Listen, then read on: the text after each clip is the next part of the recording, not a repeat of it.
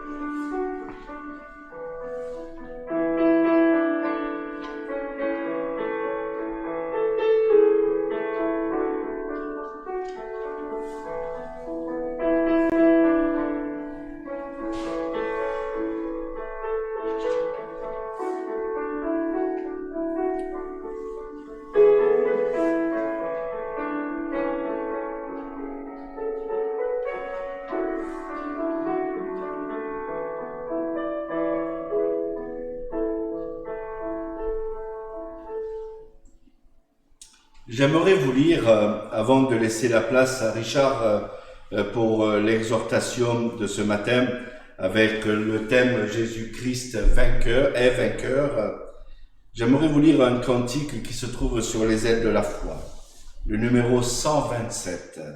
Mon Rédempteur est vivant. Mon Rédempteur est vivant, et c'est en lui que j'espère.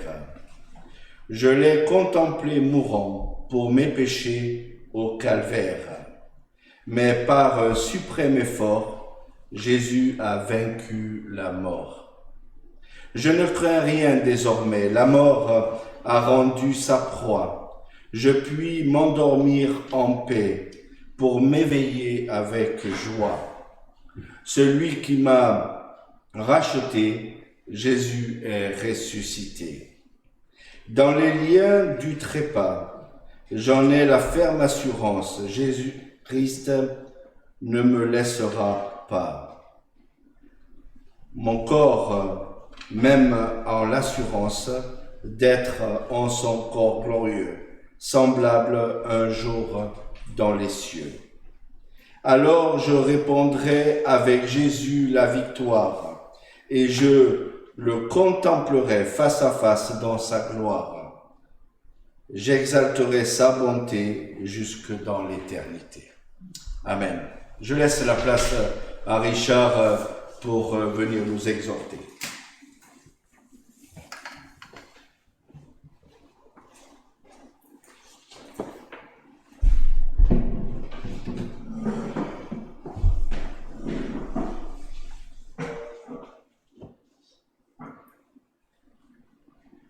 Bonjour à tous et à toutes, c'est vraiment une joie d'être avec vous ce beau dimanche de Pâques et j'espère que ce jour sera une grande bénédiction pour chacun de vous.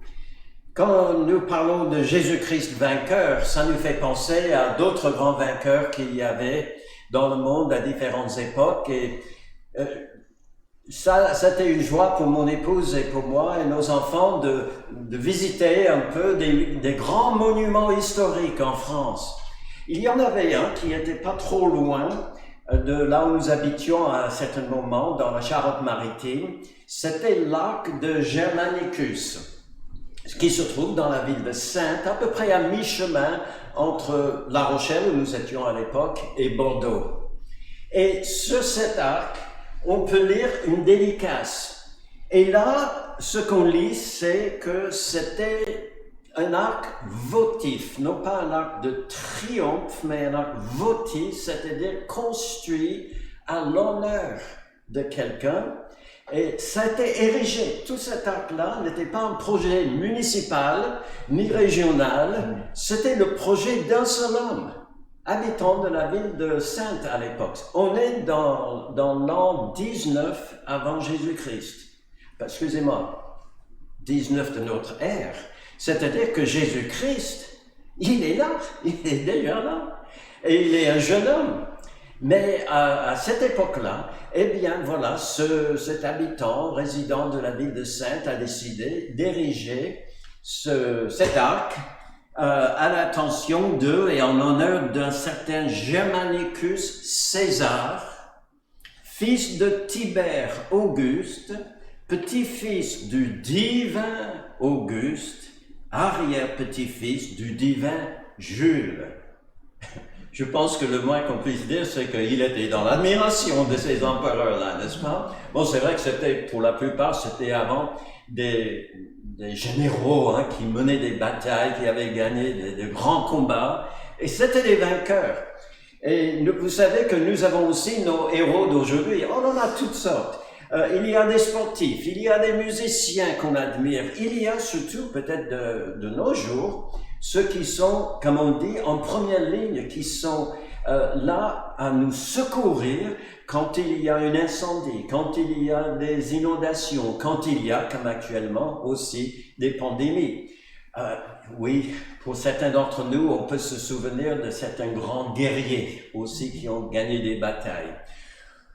Pour ceux qui sont trop jeunes pour se souvenir de tout cela, peut-être ils ont aussi des héros imaginaires. Je me souviens quand nos enfants étaient jeunes. Alors, un des héros de l'époque pour les enfants était Goldarak. Et bon, il y en a d'autres depuis, et aujourd'hui encore, il y en a qui sortent des pages des BD et qui sont quelquefois admirés. Mais pour nous, dans la parole de Dieu, nous reconnaissons, comme Sophonie a dit il y a longtemps, qu'au milieu de toi, il y a quelqu'un qui est comme un héros qui sauve. Et notre plus grand héros, notre plus grand vainqueur est notre Dieu sauveur. Et c'est pourquoi ce même matin, nous voulons juste regarder un peu plus près Jésus-Christ vainqueur. Et vous savez, quand j'ai commencé à préparer cette prédication pour ce matin, j'ai pensé à une ou deux choses tout simplement. Et en ouvrant la parole de Dieu, j'étais émerveillé de voir combien il était un grand vainqueur. Mais dans beaucoup de domaines. Mais qui dit vainqueur, dit forcément aussi vaincu. Et là, on est face à une confrontation entre deux adversaires dont l'un va emporter sur l'autre. Et celui qui emporte, c'est le vainqueur, et dans ce cas, c'est Jésus-Christ. Mais qui sont les vaincus? Bon, la Bible parle finalement de beaucoup plus que ce que j'imaginais au départ. Bon, certains, vous allez les reconnaître tout de suite, mais peut-être pas tous. Il y a ces adversaires de Dieu, qui sont ses accusateurs. Il y a, selon la parole de Dieu, des personnes qui osent se lever en juge de Dieu, en le critiquant et en l'accusant d'injustice dans sa façon de traiter les hommes. Vous savez, il y en a qui pensent qu'il est trop dur. Ah oui, il est trop sévère. Il y en a d'autres qui, forcément, vont prendre la voie contraire et ils vont dire « Ah, il est trop clément ». Alors, pour ceux qui pensent qu'il est peut-être trop dur, ils ont peut-être en esprit comme une certaine dame que j'ai connue dans le temps, une sœur en Christ, qui me disait « Richard, tu sais, j'ai du mal à lire l'Ancien Testament. Il y a trop de guerres. Il y a même des fois où, quand Dieu a envoyé son peuple en Canaan pour conquérir le pays, ils ont complètement détruit des villes entières, hommes, femmes et enfants. » Alors là, c'était trop dur. Alors, elle avait du mal à ouvrir son Ancien Testament. Elle avait peut-être jamais fait attention que la Bible avait dit que Dieu avait laissé un temps, même des années et des années, pour que ces habitants-là se repentent de leur mauvaise voie. Ils l'ont pas fait. Elle a peut-être pas lu non plus qu'Israël, avant d'attaquer une ville, devait proposer la paix. Mais pour elle, c'était trop dur. Bon, c'était une sœur en Christ que nous aimions beaucoup. Et elle était aussi, on l'a compris, elle était aussi femme de militaire. Elle avait aussi connu la guerre en France. Donc on comprend un petit peu sa sensibilité, mais il y a des gens qui sont comme ça. Hein. Ah, Dieu, il est trop dur là, il est trop sévère avec les gens. Pour ceux qui pensent qu'il est trop clément, bon, de nos jours, on penserait sans doute à ceux qui abusent d'autres personnes. Des enfants, des femmes, des jeunes qui harcèlent d'autres jeunes, etc. Ou bien encore, certains pensent à ceux qui polluent la nature. Et là, regardez ça, il y a des personnes qui se demandent, mais comment se fait-il que Dieu n'intervient pas? Comment se fait-il qu'il n'arrête pas ces gens méchants pour protéger les innocents, déjà, d'une part, et notre belle terre, et puis pour punir les coupables. Oui, et c'est facile de juger Dieu, n'est-ce pas? On n'est pas à sa place, on n'a pas toute sa connaissance, mais j'aimerais vous assurer que ce matin, que quand on parle de Jésus-Christ vainqueur, eh bien, il est vainqueur aussi sur ceux qui l'accusent. Il y a un bel exemple de justice dans l'Ancien Testament, c'est David. Alors, je parle de lui parce que son cas est très clair. C'est intéressant que l'Ancien Testament parle beaucoup de sa carrière, mais le passage dans sa vie qui retient le plus de l'attention de l'auteur qui a écrit les livres de Samuel, c'est cet épisode dans sa vie. Et là, c'est clair et net. Il a commis un adultère. Il a aussi, il a voulu cacher ça, donc mensonge. Ensuite, quand ça ne réussissait pas, qu'est-ce qu'il a cherché à faire? Il voulait tellement avoir Bathsheba pour son épouse que finalement, comme il ne pouvait pas cacher son forfait, alors voilà, il a fait mettre à mort son époux pour avoir le champ libre pour se marier avec cette femme. C'est clair, n'est-ce pas? Il est coupable. Mais il y avait presque personne qui le savait, sauf l'Éternel. Et là, l'Éternel est intervenu, il a envoyé son prophète Nathan pour lui dire, c'est toi l'homme coupable. Et là, ce que Dieu espérait est arrivé. C'est-à-dire que David, il s'est reconnu publiquement coupable, et autant la Bible met en avant ces actes terribles là, autant elle met en avant également son repentir, sa confession. Et le psaume 51 que j'ai mis sur l'écran ici est un psaume de pénitence où David il exprime vraiment sa pleine reconnaissance de culpabilité dans cette affaire. Il dit entre autres, car je reconnais mes transgressions et mon péché est constamment devant moi. J'ai péché contre toi seul. Le seul, c'est par rapport à David. Moi seul, j'ai péché contre toi. C'est, pour ainsi dire, je ne reconnais aucune circonstance atténuante. Toute la faute est mienne. Et j'ai fait ce qui est mal à tes yeux, l'Éternel, en sorte que toi, tu seras juste dans ta sentence, sans reproche dans ton jugement. Et Dieu l'a traité durement. L'enfant qui était issu de cette union qui ne devait jamais avoir lieu est décédé dans l'affaire. C'était un jugement sévère, mais pas seulement ça. Dans Romains chapitre 3, Paul revient sur cet épisode-là. Il cite le psaume 51 en ajoutant ceci, que Dieu, au contraire, soit reconnu pour vrai et tout homme pour menteur. Mais comment est-ce que Dieu peut déclarer innocent? Comment pouvait-il pardonner un David qui avait commis un tel crime? Eh bien, juste quelques versets plus tard, l'explication est donnée. C'est lui, parlant de Jésus-Christ, c'est lui que Dieu a destiné à être par son sang, pour ceux qui croiraient, victime propitiatoire, afin de montrer sa justice, sa propre justice, la justice de Dieu. Pourquoi? Parce qu'il avait laissé impunis les péchés commis auparavant au temps de sa patience. Il montre ainsi sa justice dans le temps présent, de manière à être juste, tout en justifiant celui qui a la foi en Jésus. C'est formidable. Et on a ici deux déclarations de justice. L'homme qui se détourne de son péché, qui met sa foi en Dieu, qui fait appel à sa clémence et à son pardon, eh bien, il est justifié. Et Dieu, il est aussi justifié.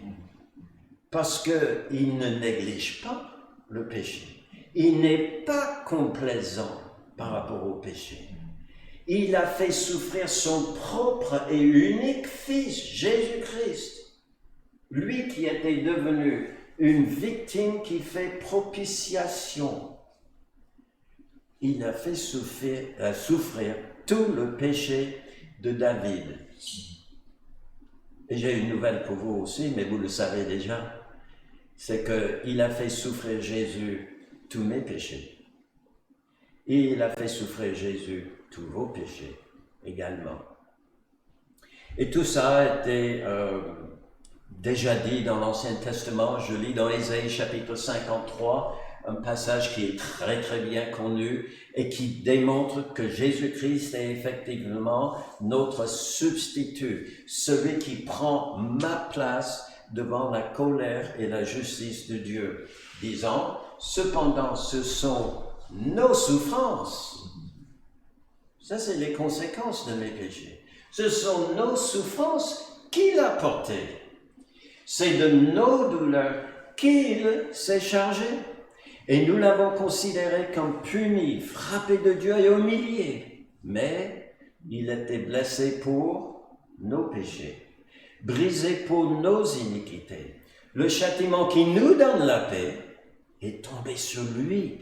Et c'est par ses meurtrissures que nous sommes guéris. Nous étions tous errants comme des brebis. Chacun suivait sa propre voie. Et l'Éternel a fait tomber sur lui, son Fils, l'iniquité de nous tous.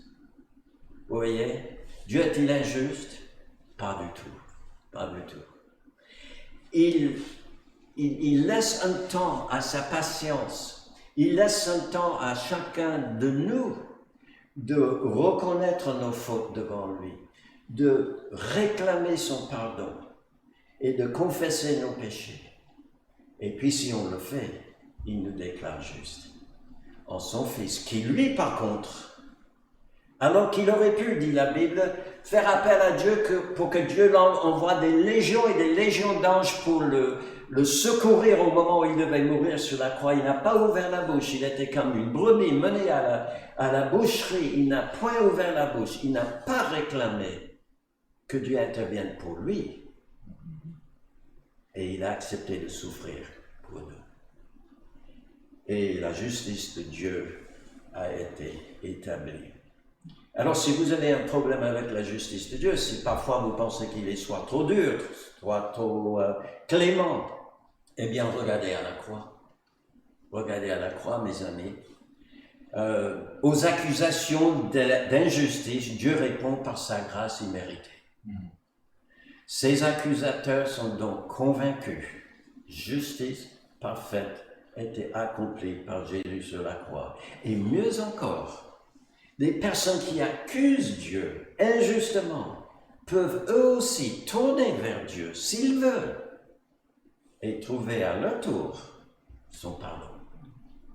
Alors, il est vainqueur de ces adversaires-là.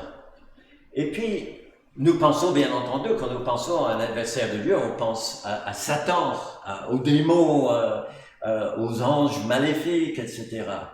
Et qui s'opposent pas seulement à Dieu, mais qui s'opposent aussi aux croyants. Est-ce que Dieu, en son Fils Jésus-Christ, est-ce qu'il est vainqueur de Satan?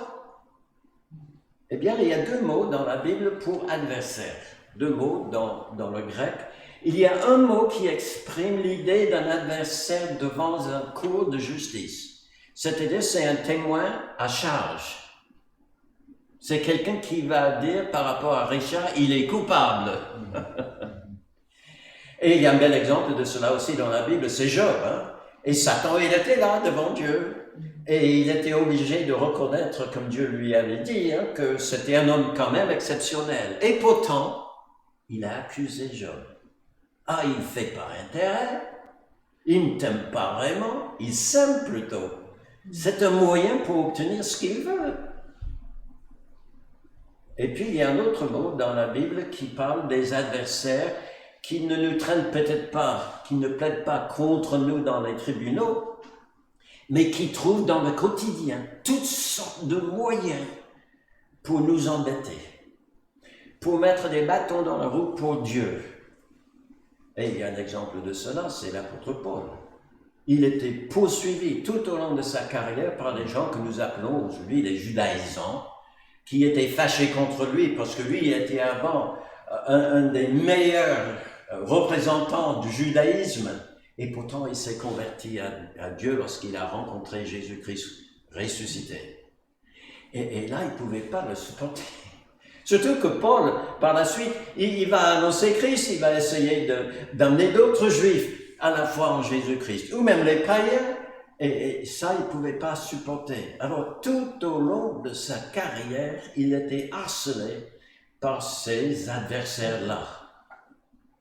Et quand je dis ça, je me dis, mais tiens, c'est pas Satan, non? C'est des judaïsants, ce sont des hommes. Oui, mais vous savez que Satan, il peut agir seul. Il est grand, il est plus fort que nous, il peut agir seul, mais des fois, il choisit d'agir à travers ces anges qu'il a à son service.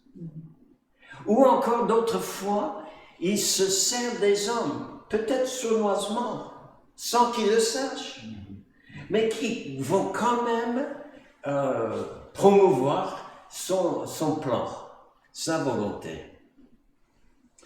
Alors, est-ce que notre Dieu sauveur est aussi vainqueur sur Satan et tous ceux qui l'aident? Eh bien oui. Et la Bible présente cette victoire en 3 étapes. Il y a déjà l'étape de la victoire qui est annoncée à l'avance, que Dieu va prophétiser, voilà, j'envoie mon serviteur, il va vaincre. Et puis il y a l'étape de cette victoire qui est acquise à la croix, ce que nous célébrons aujourd'hui, ce jour de Pâques. Et puis il y a aussi l'étape finale de la victoire qui sera parfaitement achevée quand Jésus-Christ reviendra. Et là, il va vaincre. Là, il va vaincre. Alors, par rapport aux annonces qui étaient faites au préalable, il y a des versets que vous connaissez bien, par exemple dans Genèse chapitre 3, et là, je suis émerveillé parce que on a à peine ouvert la Bible que déjà Dieu annonce la victoire va venir. La victoire va venir. Nous lisons dans Genèse chapitre 3, verset 15, « Je mettrai », c'est Dieu qui parle à Satan, hein? C'est Dieu qui l'annonce, « Je mettrai inimitié entre toi, Satan, et la femme Ève, entre ta postérité et sa postérité. Celle-ci, sa postérité, la postérité de la femme, t'écrasera la tête, Satan. Et tu lui blesseras le talon, mais tu auras la tête écrasée en le faisant. » Dans Matthieu aussi, bon, Jésus-Christ, cette fois-ci, il annonce ce qui va se passer à la fin des temps, quand les nations seront devant lui et tous ces peuples de la terre, et il dira à ceux qui sont à sa gauche, dit la Bible, « Retirez-vous de moi, maudits, allez dans le feu éternel, qui a été préparé pour qui? Le diable et pour ses anges. » Dieu n'a jamais voulu envoyer quiconque dans les feux éternels. C'était préparé pour le diable et ses anges. Mais si les gens persistent sur le mauvaise voie et font opposition à l'Éternel, eux, ils vont trouver leur place là aussi. Jean chapitre 16 est un verset que j'aime beaucoup parce que ça parle de nous aujourd'hui. Bon, nous sommes futurs par rapport à Jésus, mais Jésus-Christ, il dit, « Je vous ai dit ces choses », il parle à ses disciples, « Je vous ai dit ces choses afin que vous ayez la paix en moi. Vous aurez des tribulations dans le monde, mais prenez courage, j'ai vaincu le monde. Et là, c'est toute personne qui peut nous apporter les tribulations. Alors, le mot tribulation est un mot intéressant qui vient du latin, si je me souviens bien, et qui parle, alors pour vous qui travaillez un peu la terre, on est dans une région assez agricole, il y a ce qu'on appelle une herse qu'on traîne derrière le tracteur. Et une fois qu'on a labouré la terre, il faut le niveler, il faut casser les mottes.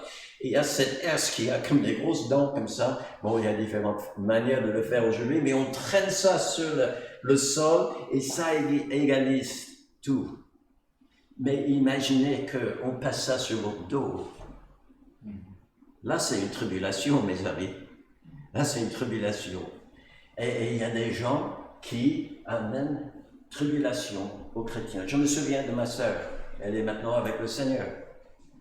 Ben, quand elle allait à l'université, elle s'est retrouvée avec une autre jeune femme dans le dortoir et elle partageait la même chambre. Et cette autre fille, qui n'était pas du tout croyante, dès qu'elle a appris que ma sœur, elle l'était, elle a fait tout ce qu'elle pouvait pour la faire chuter. Elle voulait le traîner dans les tentations après tentations, juste pour pouvoir dire « ça y est, je l'ai eu ». Et c'était difficile. C'est difficile. Peut-être vous connaissez des personnes un peu comme cela. Nous avons eu quelquefois aussi des voisins qui, connaissant le fait que nous étions chrétiens, voulaient aussi nous embêter. Eh bien, Jésus-Christ dit ceci, oui, vous aurez des tribulations dans le monde, mais prenez courage. J'ai vaincu le monde. Ça, c'est une prophétie. 1 Corinthiens 15 aussi, on était dans 1 Corinthiens tout à l'heure avec Nicolas, il y a ce verset 24 qui parle, et là c'est vraiment la fin des temps, hein, mais c'est annoncé à l'avance, qu'ensuite viendra donc la fin, quand Jésus, remettra le royaume à celui qui est Dieu et Père, après avoir réduit à l'impuissance toute domination, toute autorité, toute puissance. Mes amis, la victoire est annoncée. Et nous les mettons en 3 étapes. Hein, vraiment, la prophétie, il y a lointain, la croix de Jésus, et puis l'avenir. Mais pour Dieu, il vit dans l'éternité.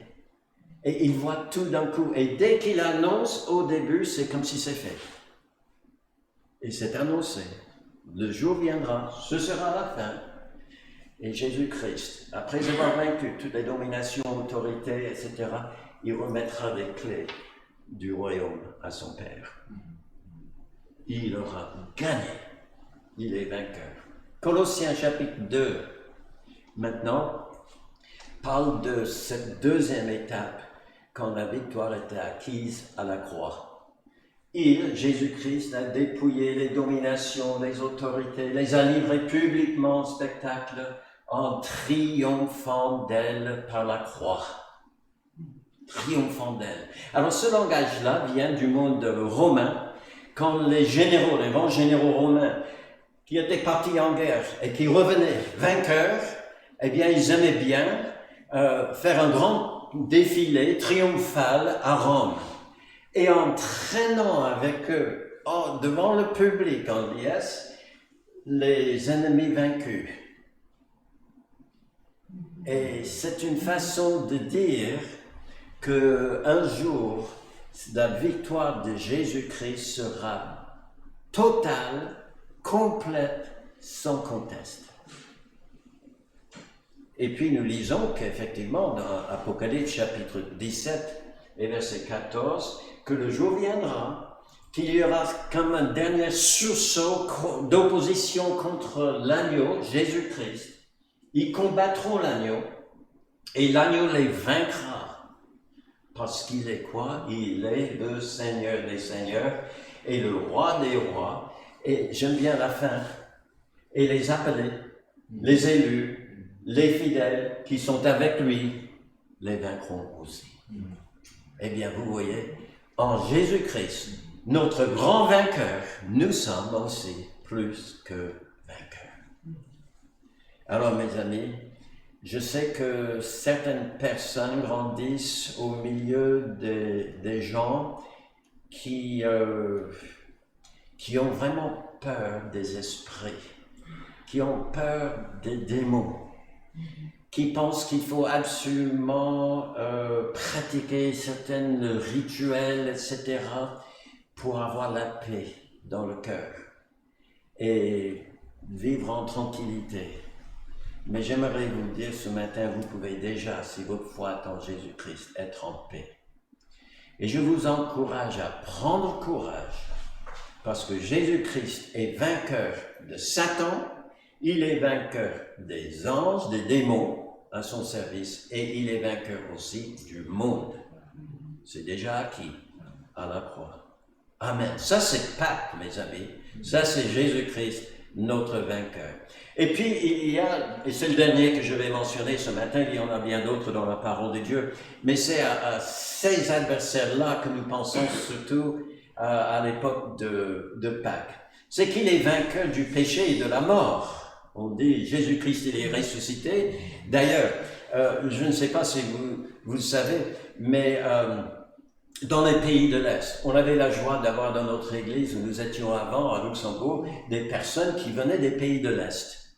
Et on nous a appris que dans les pays de l'Est, aujourd'hui, le jour de Pâques, eh bien, quand ils viennent à l'église, je ne sais pas s'ils peuvent venir à l'église cette année ou pas, mais en tout cas, quand ils avaient l'habitude de le faire, eh bien, ils se saluaient les uns les autres, disant « Jésus est ressuscité ».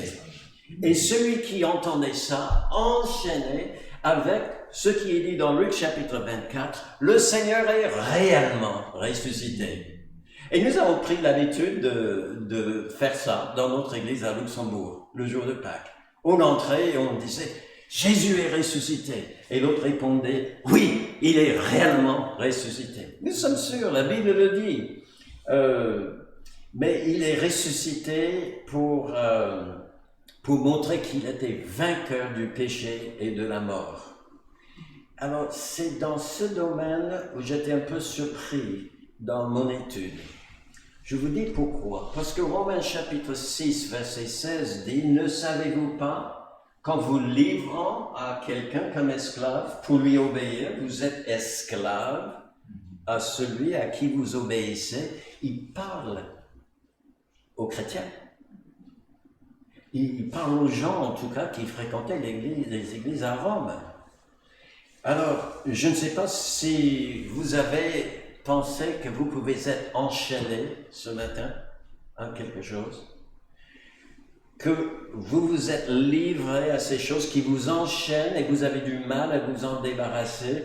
Peut-être c'est la chaîne de l'orgueil. Il y a des personnes qui ont vraiment du mal à imaginer qu'ils ne sont pas les meilleurs. Et qui s'efforcent tout le temps. Et ils sont vraiment dans la prison. Il faut absolument qu'ils se montrent supérieurs aux autres. Hein? Orgueil. Peut-être vous n'avez pas un problème avec l'orgueil, c'est peut-être la langue. La Bible dit que c'est la langue qui est en quelque sorte, le maître d'esclaves le plus dur avec nous. On a du mal à se débarrasser de cette mauvaise langue qui ment, qui calomnie, qui fait du commérage, que sais-je encore. Il y a des fois où on se dit, nous tous, moi aussi, moi je me dis, oh, pourquoi j'ai dit ça? Et ça y est, c'est parti. Et on a du mal à dompter la langue. Il y a aussi la débauche. Pour quelques-uns, c'est vraiment un problème. Hein? Et ils ont du mal à s'en délibérer. Il y a toute forme de débauche. Et une fois qu'on est pris dedans, c'est comme une grosse chaîne qui les lie. Pour d'autres, c'est l'insoumission. Vous savez, à l'époque de Jésus-Christ, il y en a qui disaient « Je ne veux pas que cet homme règne sur nous ». Il y a des gens aujourd'hui qui ne veulent pas que qui que ce soit règne sur eux. Ils veulent tenir la barre de leur propre barque. Ils veulent se diriger où ils veulent. Et gare à celui qui se met au travers de la route. Hein? Et si on a ça un peu en nous, vous savez que c'est difficile à s'en débarrasser. Et il arrive que même quelquefois dans les églises, nous rencontrons ce qu'on appelle des esprits contradicteurs. Hein? Si on ne leur demande pas avis avant, et si on n'a pas leur accord à l'avance, eh bien, ils sont mécontents. Je vise personne, hein, je connais personne particulièrement comme ça dans cette église, mais ça arrive quelquefois. Et l'insoumission peut être comme une grosse chaîne. Jésus-Christ lui-même, il avait dit dans Marc chapitre 7, car c'est du dedans, c'est du cœur des hommes que sortent les mauvaises pensées, les adultères, les débauches, les meurtres, les vols, les cupidités, les méchancetés, la fraude, le dérèglement, le regard envieux, la calomnie, l'orgueil, la folie. Toutes ces choses mauvaises sortent du dedans et souillent l'homme. Et là, en lisant ces versets, je me suis dit, c'est pas seulement les gens méchants qui accusent Dieu, qui sont ses adversaires. C'est pas seulement même Satan et ses anges. Parfois, c'est mon cœur. Et j'ai besoin que Dieu vienne et casse les chaînes qui sont là autour de mon cœur. Et il le fait. L'explication est donnée dans Romains chapitre 6, versets 5 et 7. En effet, si nous sommes devenus une même plante, c'est très imagé ici, l'idée c'est comme un greffon, une greffe qu'on fait. Alors on coupe une branche d'une plante et on va faire une entaille dans une autre et on va greffer le greffon dans le porte-greffe. Et ça va devenir une seule plante. C'est une idée d'union le plus intime, le plus proche. Et il dit, si nous sommes devenus une même plante avec lui, par la conformité à sa mort, nous le serons aussi par la conformité à sa résurrection, sachant que notre vieil homme, ce en nous qui dit « je veux ma volonté », c'est moi premier, et rien que moi, et personne ne va me dire de faire autrement. Eh bien, notre vieil homme a été crucifié avec lui afin que le corps du péché soit réduit à l'impuissance, pour que nous ne soyons plus esclaves du péché, car celui qui est mort est libre. Les chaînes sont brisées, libre du péché. Vous savez, mes amis, c'est ce que nous disons quand nous nous faisons baptiser. C'est notre témoignage. Vous savez que tous les croyants, tous les chrétiens croient que Jésus-Christ est mort il y a 2000 ans environ sur la croix et que 3 jours plus tard, il est ressuscité. Mais ce n'est pas cela que nous proclamons lorsque nous nous faisons baptiser. Nous ne disons pas Christ est mort et Christ est ressuscité, ça on le croit, mais nous disons je suis mort, moi, en Christ. Et c'est pour cela que je me laisse submerger dans l'eau. Mais heureusement on nous relève. Et c'est pour imaginer aussi que non pas seulement je suis devenu une même plante avec Christ dans sa mort, mais je suis aussi uni avec lui dans sa résurrection. Ça, c'est quelque chose de fantastique. Ça veut dire que nous proclamons qu'en Christ, il est vainqueur de notre cœur, enchaîné. Il a brisé les chaînes. Et nous pouvons vivre, et nous voulons vivre en nouveauté de vie. Il a été aussi victorieux sur la mort. Dans 2 Timothée chapitre 1, versets 9 et 10, il dit « La grâce qui a été manifestée maintenant par la venue de notre Sauveur Jésus-Christ, qui a réduit la mort à l'impuissance et a mis en évidence la vie et l'immortalité par l'Évangile. » Et que dit cet Évangile? Eh bien, cet Évangile dit « Dieu l'a ressuscité, Jésus-Christ. » en le délivrant des liens de la mort, parce qu'il n'était pas possible qu'il soit retenu par elle. Et là, nous le proclamons haut et fort en ce jour de Pâques. Mais pas seulement. Puisque nous sommes devenus une plante avec lui, nous proclamons aussi ce qu'il dit dans 1 Corinthiens chapitre 6, « Et Dieu, qui a ressuscité le Seigneur, nous ressuscitera aussi par sa puissance. » Mes amis, là c'est un vainqueur. Il a vaincu ses accusateurs. Il a vaincu Satan, les anges, les gens qui ne veulent rien avoir avec lui, qui s'opposent à sa volonté. Mais il a vaincu aussi mon cœur. Il m'a donné une vie nouvelle en Jésus-Christ. Et quand bien même je mourrai un jour, je ne crains rien, parce qu'il va me ressusciter. Et pour revenir à 1 Corinthiens chapitre 15, nous lisons que effectivement le dernier ennemi qui sera réduit à l'impuissance, c'est la mort. Dieu en effet a tout mis sous ses pieds, les pieds de Jésus-Christ. Et il a vaincu. Dans l'Ancien Testament, vous savez, dans les temps antiques comme cela, quand il y avait des guerres et le roi vaincu était pris, eh bien, c'était pas seulement un défilé qui était fait, c'est qu'il devait se prosterner devant le roi vainqueur qui mettait carrément son pied sur le nuque de cet homme-là pour indiquer, toi, ta vie est entièrement à ma disposition. Si je décide, tu vivras. Si je décide, tu mourras. Et Dieu le Père a mis tout sous les pieds de Jésus-Christ, même notre mort. Si bien que si nous mourons en Christ, nous ressusciterons aussi par la puissance du Père. Ça me rappelle une histoire dans l'Évangile. C'est l'histoire de Marie et Marthe dont le frère Lazare est décédé. Il est mort. C'était un homme croyant, mais il est décédé. Et les sœurs, forcément, elles étaient abattues et Jésus-Christ est venu auprès d'elles pour affirmer à Marthe en premier temps et puis à Marie après, je suis la résurrection et la vie. Mais là, il leur a posé aussi une question tout de suite après. Crois-tu cela? Crois-tu cela? Alors, il ne signifie pas par cela que si elle ne croyait pas, il ne serait pas la résurrection et la vie. C'est pas la foi des hommes qui établit Jésus-Christ vainqueur des vainqueurs, le roi même de la mort.